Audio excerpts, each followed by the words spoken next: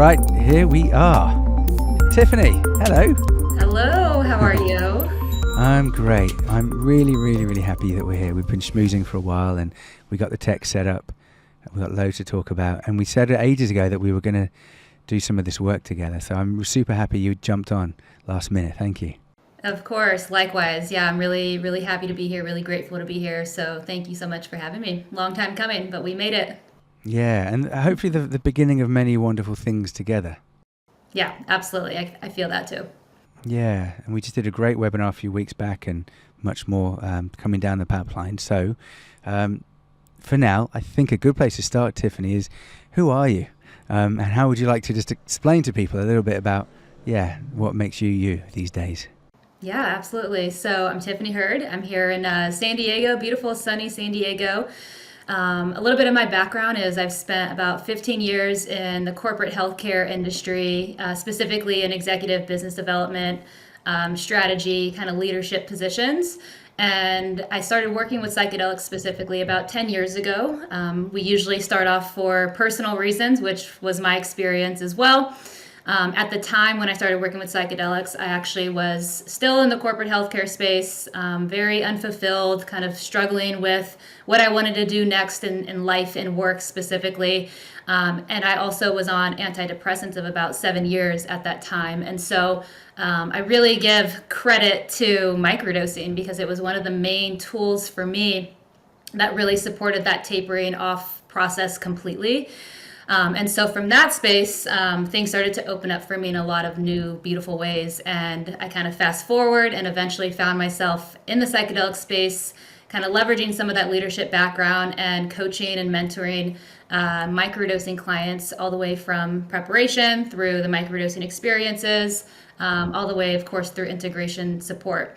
And so as I'm in this space, I'm enjoying it. It's very fulfilling. I'm also realizing that, okay, I'm missing my business development strategy background. How can I start to kind of bring this in a little bit? And so I started to do some consulting and was doing some consulting with some companies in the psychedelic space and outside of the space, kind of in the wellness space.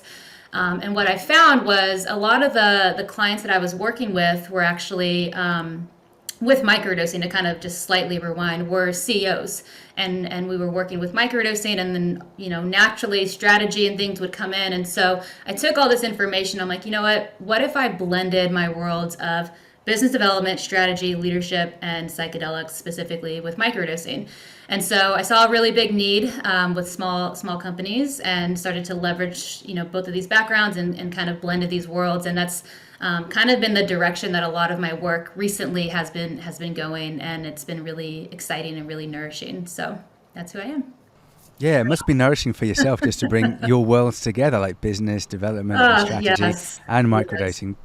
Yes. Yeah, we always, it's like we're trying to find that the thing that feels like really fulfilling and really aligned and just in flow with the work specifically. At least that's been my experience that I want to do. And along the way, it's like we're finding bits and pieces of that path and that direction. And microdosing was such a catalyst for that. And now I'm really seeing like, oh, okay, it was a catalyst for this, and now these other things are wanting to come in. And so psychedelics can really offer you the opportunity to be present to listening to that and to hear that ping and to follow it. So it's been, nourishing is a very good word to use for that. Yeah, and I guess the flow state, being in that space between kind of worlds that resonate with you, it makes me think of Venn diagrams, and there's that Japanese equivalent, ikigai, if you know that one, where you've got those circles, and it's like a Venn diagram, but a bit more spiritual. And there's that you in the middle, and where you're bringing together things that have meaning and purpose and nourishment, and you're able to pay the bills, and it's something that has, it provides a service to other people as well, and it's viable. So that kind of ikigai nourishment in that center must feel, really special. It does. Yeah, it feels nice. So thank you for that. Yeah. All right. A first question I want to ask Tiffany is something we always start with in a Vital Psychedelic Conversation. And that is just for you personally, individually, what feels like something vital that we should be talking about right now as a community, as a society, when it comes to psychedelics? Yeah, it's a really good question. I would say the ping that I get with that is really normalizing the intentional use of low dose psychedelics. Yeah, that feels really present. There's a lot of, of course, incredible data and research from really credible institutions that are talking about mainly high dose, therapeutic setting, which is phenomenal. And I think that there gets to be a lot more normalization of just the impact and the influence and the value that small, low dose amounts of psychedelics can also provide to people. Let's continue with that. So it's a beautiful thing to recognize, I think, the subtlety of low dose. Why do you think the high dose is getting so much attention? Obviously, microdosing is also in the news a lot these days. But why is it that the macrodosing is getting, investment dollars and media attention and clinical trials and, more of that kind of pizzazz, would you say? Yeah, it's a great question. I think that based on just like the history of psychedelics and based on society, how we have viewed psychedelics, it's always kind of been through the lens of a higher dose. I would say microdosing, although it's been an ancient practice and has been around for thousands and thousands of years, it hasn't really been talked about and in the ways that a high dose setting, and especially in a therapeutic setting, has.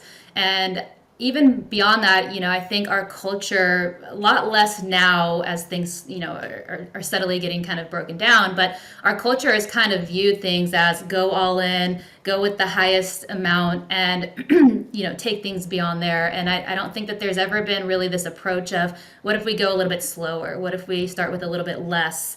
How can that actually open things up for us in a way where it's still just as fulfilling, just as healing, just as impactful, just as valuable? And so I think that definitely plays a huge role in it. And I think that that's just kind of what's been normalized as a society. And there's a piece around macrodosing as well that has more of a medical feel to it, and kind of we're looking at research outcomes, treating depression, PTSD, addiction. Whereas, microdosing can help with that. And, I'd love to hear some of the experiences your clients have reported as well as the data. But I think something that microdosing is good for is the non-medical, the non-clinical, the things that don't fit into little boxes. And I guess that's where the controversy comes from around microdosing. Is it effective? Is it just the placebo effect? Like, what is the placebo effect as well? So lots of questions there. But when we're just talking about like the use case scenario for microdosing, what are some of the reasons people are choosing to microdose from what you found? Yeah, and that's such a good point, David, especially with like the placebo perspective of things. We don't really hear placebo with a high dose because there's not really any room, and you're going on such a bigger journey where there's not really an opportunity to not be hallucinating for the most part. So I think that definitely plays a factor too. But yes, to answer your question in terms of just some of the reasons or some of the maybe the benefits that people are experiencing and working with microdosing. And so I think that there's, with most and any psychedelics, there's kind of this therapeutic perspective in terms of supporting with mental health. So anything from potentially alleviating, stress, anxiety, depression, depending on the medicine that you're working with, PTSD, like ultimately kind of just deep trauma that we all kind of hold within our bodies that oftentimes are very subconscious or deeply stored in the body, where we haven't fully accessed or we haven't fully comprehended how to be with that and process that, yet alone release it in a safe way. And so I think that that therapeutic side is very valuable. And then I think what's incredible as well is psychedelics are also being used through this lens of, leadership and creativity and problem solving and innovative thinking and solutions. And so it all blends together, right? I truly believe that to access a lot of the very clear, concise, innovative thoughts and thinking, and a lot of times we have to go in and kind of remove the limiting thoughts and beliefs around why that maybe isn't in existence just yet. And so I do think that it all kind of forms and ripples together. But I do see that not that one's separate from the other, therapeutic and leadership, it all is in combination. But we do see that there are beautiful and a variety of ways of how people are really working with these different medicines and substances and the benefits that they're receiving from them. Yeah, and from a personal perspective, I can speak about CBD microdosing. I think it's legal from where I was using it and when. Let's talk about the legality in a wee while. But my experience of using CBD was so profound; it really blew me away. And I've used cannabis for decades, and in a sense, when we just think about CBD, it's different to THC. Obviously, it's more somatic and embodying. And the microdosing compared to macrodosing, I think as well, gives us that relational, more subtle kind of undercurrent invitation to meet parts of ourselves that are kind of just underneath the waves on the surface. And I feel like there's something really special about microdosing as this subtle invitation. And it might not be right for everyone at the right time, but there's something quite beautiful about it. So how do you work with clients, or how do you enjoy working with clients that, in a sense, are invoking this invitation to explore this relationship within themselves through microdosing? I love that, the way that you brought that in, especially because not everybody will, one, work with psychedelics, and you don't have to work with psychedelics, but two, not everyone will either microdose, and not everyone will have an interest or a curiosity in a high dose. But what I love with microdosing, to add to that, is it allows for you to, especially if you're new to psychedelics, it's a great entry to psychedelics when safely done, intentionally done, in the right context. But it allows your nervous system to go at a much more slower, gentle pace at times, for the most part. And I like that approach, especially depending on what you're bringing to the experience and what you're looking to receive and have throughout the process. Is say you're coming with a lot of anxiety, or you're not feeling as grounded as you maybe perhaps would like. Starting much lower can really support you in easing into the experience and giving your body the opportunity to actually effectively process at a much more gentle pace than, maybe all at once. And so I think there's a time and a place for both, or either, or none at all. So I definitely wanted to touch on that. And then in terms of, just some of the ways that I work with people, and the modalities maybe that we play with and work with, is, with microdosing, I think it's important to share that, bringing in preparation is very valuable. Even, we hear about that in, usually therapeutic, high dose ceremonial settings. Obviously it's valuable there as well. But just as valuable with microdosing, in terms of, what is the mindset, the space that you're in? What are the intentions that you're bringing to this experience? Have you really set up the structure in your life to yes, be open and to flow, and to also be committed? And do you have the space to really give yourself this experience and create the change that things might start to bring up? Do you have the capacity in your life to process that, and to kind of create the integration around how you can start to really apply and implement those things into your life? And so that's a lot of the kind of mentoring, coaching point of view that I'll take with a lot of people that we work with, is setting all that up ahead of time. Of course, going through, liability, medical history form, medical trauma, everything along those lines. Even though it's microdosing, it's very, very valuable. I definitely see a black and white difference of when that's implemented, and when, very much so in the past, when I first started this work, it was not quite there yet. And then modalities, in terms of, okay, now we're on this journey. We're supporting you through, dosing and schedules and days that you want to microdose and the times that you want to microdose, like everything within that realm. Okay, now we're microdosing. Things are starting to come to the surface. You're in the experience. What do I do with this information? How do I effectively process the things that might be coming up? Or how do I direct this creativity into specific projects, like whatever it might be for you? How can you get resourced so that you can actually have a positive experience?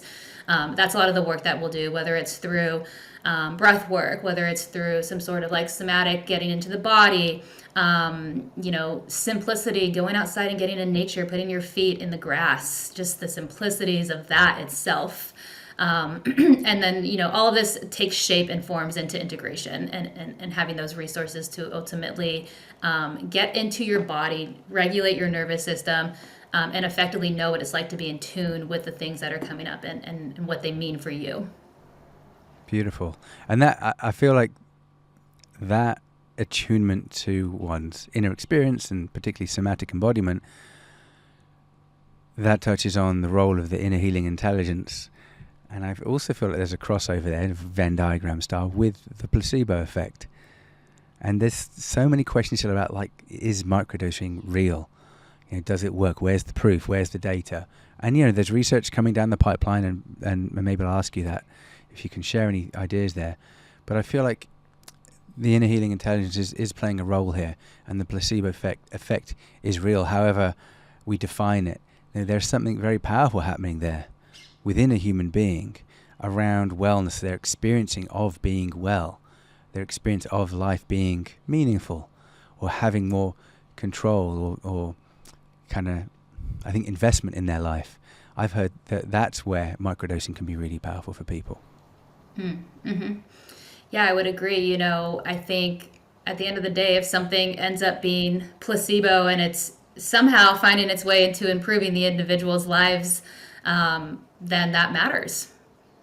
That really matters. So, I think we hear a lot of, is microdosing placebo? Is it not? And I think we would hear a lot more about the placebo approach, I would say, a lot more over the last few years. It doesn't seem as relevant and present today, but it's definitely certainly still here, especially when we start to dive into the data and the research, and because most of the data and the research is, like we kind of touched on already, more so for a therapeutic, higher dose setting versus, low dose amounts of psychedelics. And so I think that there's a lot of research that is in the pipeline that's coming. I think a lot of incredible people have their hands on collecting research right now for a variety of different reasons, specifically with microdosing. A great nonprofit microdosing, or not company, but nonprofit, is the Microdosing Collective. They're out here. The two founders are out here in California, but they are doing an incredible job of basically making sure that through the legalizations, California speaking, if and when, hopefully when, psilocybin is legalized in California, which is, obviously very much so a back and forth thing right now, there's no discussion of that also including microdosing. And so the Microdosing Institute is essentially doing a great job of trying to also bring microdosing into the discussion of policy. So I think that that's huge. I would also add to that there was a really big published study this year in June, a nonprofit called RAND, R-A-N-D, and basically they looked at, over the last year, people that were working with psychedelics. And so the research that they had collected was those of ages 18 and older. 3.1%, or another way of framing that is about 8 million people use psilocybin in 2023.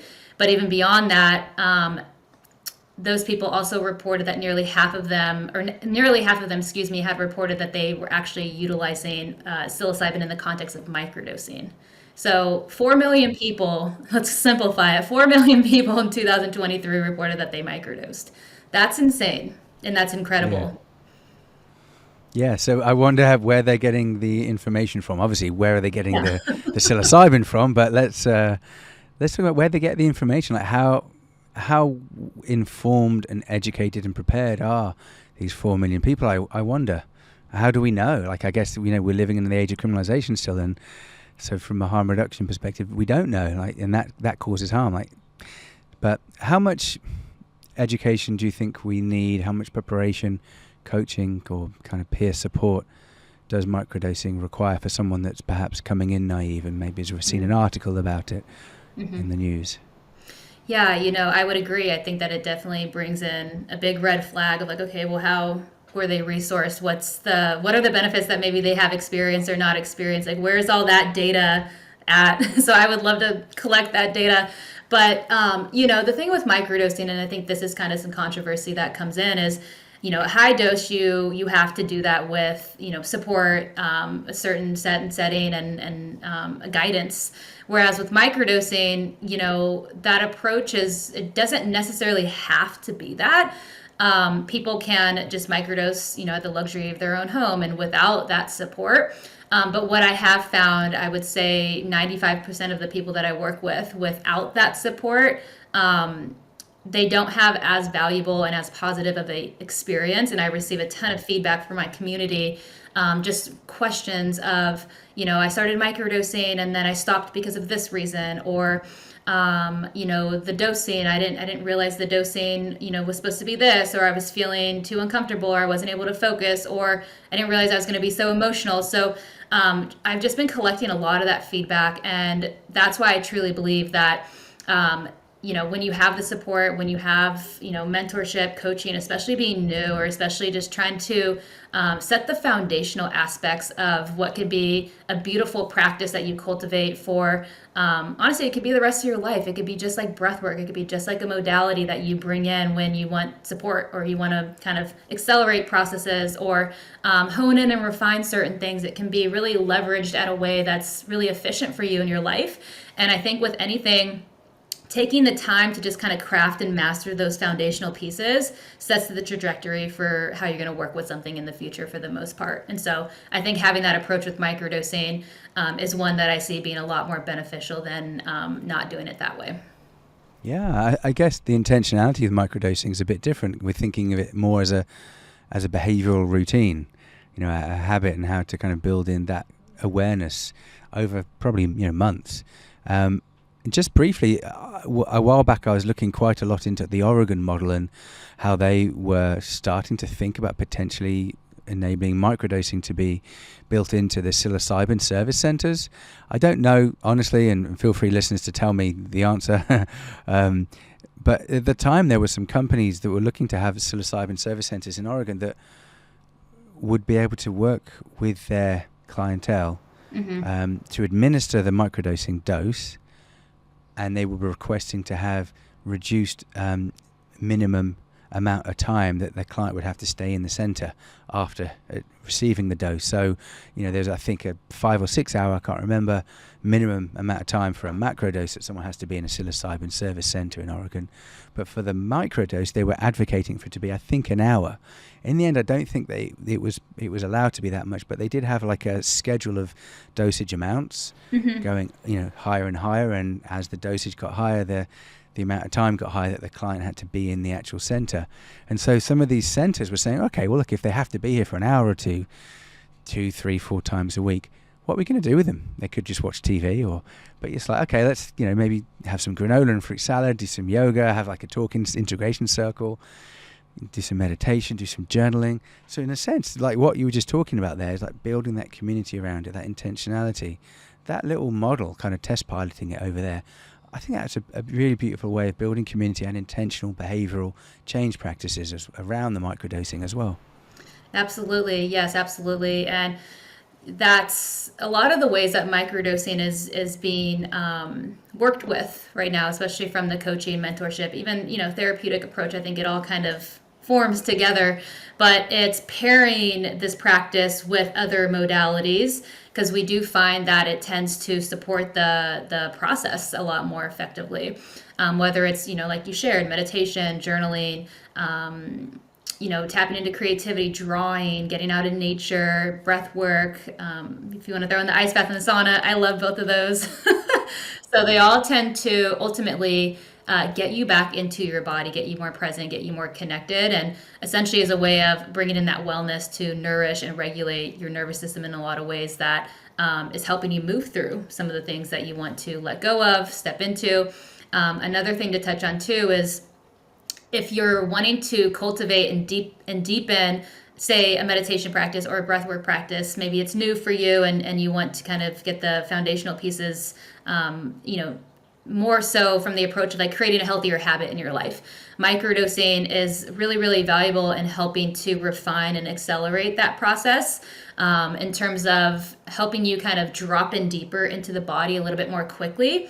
When I say accelerate, I don't want that to kind of come off the wrong way as if you're bypassing or you're just rushing through the experience. It's more so biologically speaking, what's happening in the brain with the neural pathways and the neuroplasticity, neurobiologically, what's happening that is allowing that internal process to accelerate. And so that's why when you're in a more grounded state, you can really receive that in a way that's helping you cultivate new, healthier habits in your life. That's a really nice way of putting it. Beautiful. It makes helps us to be more receptive, malleable, plastic. Yeah. I want to do a mini divulge into your experience in Vital as a student. So we simply have to talk about it, but just briefly, don't worry. Let's talk about it. So, yeah, you got loads of experience, microdose coaching, business development, strategy, corporate world. What was your intention for joining Vital? Like, did you have like a particular goal in mind about how you hoped Vital would help, and how's it going so far? Yeah, absolutely. And I'd love to talk about it. So I know last year you and I were talking about me potentially joining, and the timing and everything didn't work out. And so I was really happy to make it happen for this year. And, a lot of my intention for coming into Vital was I wanted to continue to build community. I wanted to kind of stay up to date with, who's speaking about what and how are they talking about it, and how's the audience of the students of us who are actually in Vital receiving that information, and what are like the innovative ways that people are thinking of contributing to the psychedelic space. And so that's been really, really present and amazing in a lot of ways. The community aspect is phenomenal as well. We have small groups, which is great. We connect outside of the small groups as well, which is nice. Some people I know in my group are meeting in person and having Zoom calls outside of kind of like the summer elective right now, which is amazing. And so beyond that, a lot of my intention too was continuing to just get more valid credentials, especially from a psychedelic perspective. I feel like that's definitely important, and what seems like kind of the trajectory of where things are heading. And, not just credentials for my own, experience and learning and education and background, but so that I can continue to put myself in a better position to serve and to educate the people that I'm working with, and to be in integrity with the way that I'm contributing to the psychedelic space as well. So I found that Vital, in my opinion, has been and still is one of the most, I would say absolutely the top educational integration, harm reduction, platform right now in the psychedelic space. So it was kind of a no-brainer to do it. So I've been enjoying it so far. We're about halfway through, so it's a long program, but it's worth it. It is. It's intense. It really is. I warn students when I interview them, like, it's a this commitment. is going to be really intense. Yeah, but we're doing the electives a bit like the halftime break, just to pause from the weekly modules and study groups. And what two electives are you doing this summer? Yeah, so the electives, ironically, I chose microdosing because I love Casey, who's teaching in it. She's doing such an amazing job. Yeah, Casey Garrett's awesome. Yeah, she's awesome. Yeah, I shot her a couple of messages yesterday. I was like, "You're doing so amazing," and so she's great. She's phenomenal, and I just wanted to continue to learn from her. And just I think it's always great. It's like it's like whether you want to view it as market research or just your own education and your own interest of learning what continues to evolve within the space. It's always important to stay up to date and to see how are other people talking about this that are also in a similar approach with microdosing. And so I've learned so much from her just already in the elective. And then the other one was with Dr. Manish with neuroscience. So I love him as well. He's phenomenal, and he's really been growing in the space within the last year. So his work is great. He breaks down the brain and the science in a way that's really digestible, which I really like. Amazing. Yeah, so that's Dr. Manish Gurn and Dr. Melanie Pinkersting on Neuroscience Podcast. Yeah, that's really cool. Awesome. So yeah, brilliant having you in Vital, and I'd love to know, like, what's your next step post-Vital, and particularly around the work maybe that you've mentioned already around leadership, executives, working with teams and small businesses, because that sounds like your focus for how you really want to help folks with and without microdosing. So what's some of your kind of dreams and intentions around that piece? Yes. So a lot of where things are heading is, of course, I'm still going to be supporting microdosing clients. I love that work. It's so valuable in so many ways. But as I grow and evolve as a human, naturally, my work also grows and evolves as its own human and species. And so a lot of the work is segueing into working with teams and working with small businesses, small companies, utilizing that background and kind of, like I said, combining and molding the business development, the strategy, the leadership with psychedelics. And so I'm really excited. I've been doing some beta testing with some companies, and it's been going really well. And utilizing microdosing essentially as a way to help leaders kind of reach their hearts, right? It's when we bring in psychedelics even at a low dose, we're able to kind of soften the approach, we're able to connect more deeply. Employees are able to kind of, especially if like executive teams, leadership, or CEOs, executive positions are starting to open their heart and be more vulnerable and connect and be more open-minded, all of a sudden you start to see, the bottom line or the employees start to also soften. And so creating that safety and ultimately creating a really healthy work culture that's conscious and that's set from that foundational piece.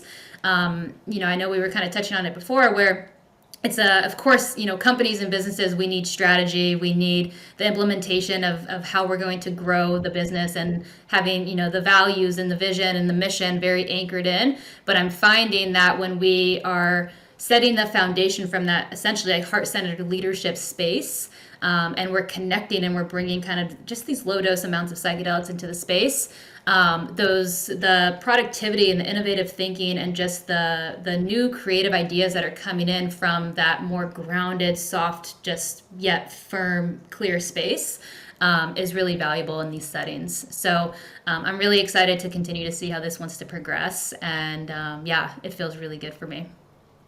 Fantastic. That's so cool. Mm-hmm. I know you mentioned some pretty diverse outcomes there, talking about, reconnecting with the heart for leaders, and talking about like team morale and kind of employee softening, and you thought about like creativity and kind of outcomes and kind of coming up with great ideas. Those are really different outcomes. So it's beautiful that work is having that much impact. Yeah, I agree, and I really think that it's not just in business, it's in life, and there's no separation. And a lot of times I think, especially my background being in corporate, I always separated the two. It was always like, this is what I do at work, and then I want to get out of here and come home and do the things that I actually really love doing. And so when we can start to blend the worlds of how can we just, in our work environment, feel like we can be authentic and we can be ourselves and we can just be honest and create that depth and create that real authentic connection. It just allows for things to progress in a much more effective pathway to success. And so I think, utilizing microdosing can really support that process, of course, with, the framework and the methodologies and everything to support it as well. Yeah, there's an intention that we have here at Vital, and with the new cohort, the fourth cohort that we're doing admissions for now, we've created these 5 specialization pathways. So one of them is microdosing, and then one of them is regenerative business and leadership. And we're hopefully going to be working with Bennett Zellner and Rochelle Sampson and their connected leadership study as part of that. And so what they're doing with that connected leadership study is taking, I think, 20 executive leaders, founders, through a month-long cohort where they're doing the preparation, and then they're, I think, going to Amsterdam for their bunch of days having experiences with non-ordinary states together, and then coming back and doing the integration. And the intention there is, to help them reconnect with their hearts, maybe to just take some time away from the craziness of work and to come back and to track, as from a data perspective, what's different when this program ends. How do you feel different? What kind of different leader are you being? What are your team saying? What are they noticing? Like, how's the business maybe changed direction? Like, what is the mission and vision now, in the business? And I think it's interesting. No, that's with macrodosing, but they're bringing together leaders from different companies going through the cohort together. What you're doing is more working with a team, collectively. Are you doing any work where you're bringing leaders from multiple companies into a cohort together, or keeping it separate for now? Not yet, and that is definitely a direction that I can see things, at some point progressing into. But right now, I really enjoy bringing the actual team itself, and especially with small businesses, startups. There's always, and even we can even look at corporations. There's always a transition that's happening in the company in some degree, and so how do you navigate that transition, and how do you maintain employee retention and employee satisfaction, and making sure that the culture stays positive and stays conscious within that transition. And so yeah, whether it's bringing CEOs together, even small teams, I think it all is kind of going in a similar direction, which is really incredible to witness. How have you navigated the legality of all this and things being somewhat grey, complicated, and changing slowly, quickly? Who knows? What's been your process around the legal aspects of this work? Yes, of course, that's kind of the big white elephant in the space, right? So when I decided to start to bring in this idea of where I wanted to start to transition this work, or even just in general with my microdosing clients, just in general being in the psychedelic space, if we just want to go there, is I called my attorney. I'm like, all right, how do I do this? Can you help me with liability waivers, medical history forms, help me with the verbiage, help me with the language, so that not only am I protected, but also the people that I'm working with, and now the companies that I'm working with, to make sure that it's integrity and that there's actual legal ways that we can work around this without putting anybody in a an unfortunate situation. And so that was kind of step one, is making sure all of the liability on the background, disclaimers, everything along those lines were very set in stone. So that feels good. And based on that conversation with my attorney as well, is there's been unique approaches that I can take with how, specifically working with companies, how that dynamic is actually set up and how that's looking. And so, not having anything on company property, not going through company emails, utilizing personal emails, certain things that, kind of help with that approach. Where you're actually having these conversations, how you're having these conversations, what conversations you're actually having around it. And so I found that just kind of these unique approaches with what might seem really obvious have been supportive with just the legality aspect of things. And then in terms of just how I talk about psychedelics in general, I'm very public. So on my Instagram, my email list, I'm very open about it. I'm very public from an educational perspective of how I teach people about the actual ways of having to work with, or the ways of working with these medicines and substances, how you can work with them, and the modalities that you can do to resource yourself. Very open and public about that. But what I'm not open and public about is, okay, you can go find this here, or you can go buy this here. Based on legalities, that's definitely not the approach that I take with it, and that feels good. Nice. That's really nice that you did that. Not everyone does, and that's a really important part of it. I guess it just gives peace of mind, doesn't it? Knowing that you've done due diligence. Yeah. Yeah, 100%. And it's, it shows your professionalism as well, and it shows that you're really taking this work seriously, and it's not just, I want to work with people, or I want to work with psychedelics, or I'm here for just the wealth perspective and the investment perspective. It's more so, no, this is my life's work, and I'm taking this really seriously, and I want to set this up in a way where everybody feels, like this is an integrity. And maybe as a final question, Tiffany, I'm interested around your life's work. How do you feel psychedelics have played a part in that? Looking back at your life, where psychedelics have kind of popped up, macro, micro, how do they seem to have joined up to help you be who you are in life? They have really shaped my life in a lot of beautiful ways. And so going back to when I started working with psychedelics, I started with microdosing psilocybin. I was on 7 years of antidepressant medication, Lexapro and Adderall. And, a lot of childhood trauma, a lot of challenging upbringings, a lot of adversity, experience at a very young age. And I carried that with me, and it showed in, work positions. It showed in relationships. It showed in my own essence. And so when I started to work with microdosing, at the time, there wasn't really much data and research out about psychedelics, a little bit, but certainly not on microdosing in terms of how do you actually work with this? Is there a protocol? Like, how much do you actually dose with?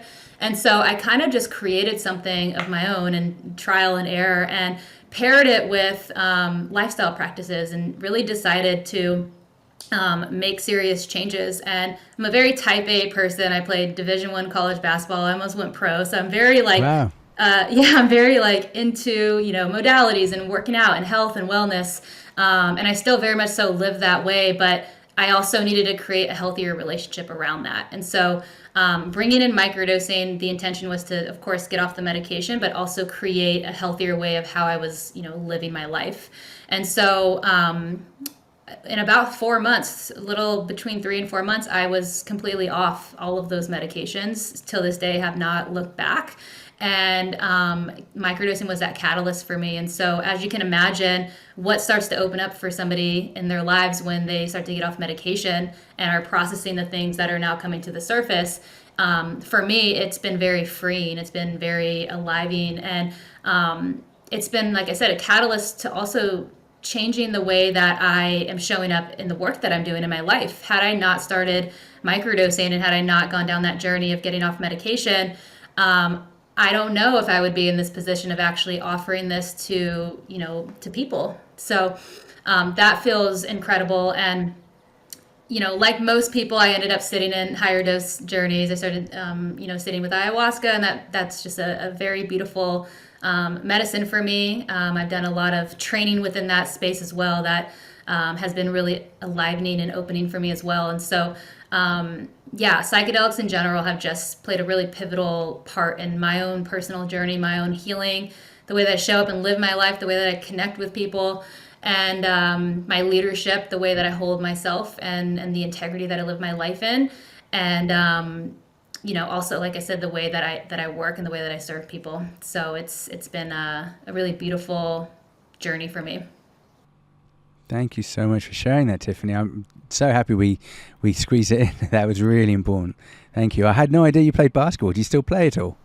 That's everybody's always follow-up question. And I don't play competitively. I do a lot of training on my own, not basketball related. It's more like yoga, running, lifting. But I have recently bought some new shoes and a basketball, and there's a YMCA down the street, and I have every so often I've gone over there to shoot, and it's actually been really enjoyable. Yeah, it's hard for me because I'm like, I don't have it like I used to, but that's the the new approach that I'm looking to take is I don't have to have it how I used to. It can be a new experience. Yeah. Amazing. Oh, I love that. Mm-hmm. Tiffany, thank you so much. I'm really happy that you're part of the Vital world and that you're doing this amazing work for clients and for companies and teams. So thank you. Before we go, just tell folks, where can they find out more information about you and your work? Yeah, absolutely. Thank you so much for having me. This has been a really enjoyable conversation. Appreciate just the collaboration we've been doing in Vital and outside of Vital. So thank you so much. And yes, you can find me. I'm pretty public on Instagram. So I am Tiffany Hurd. My website, tiffanyhurd.com. And you can sign up through my newsletter on my website and receive emails if you'd like to continue to receive educational content. But the majority of my content will be on Instagram. Awesome. Okay, thank you very much, everyone, for listening to this Vital Psychedelic Conversation with me, David Drapkin, and Tiffany Hurd. Thanks, Tiffany. Take care. Thank you. Take care.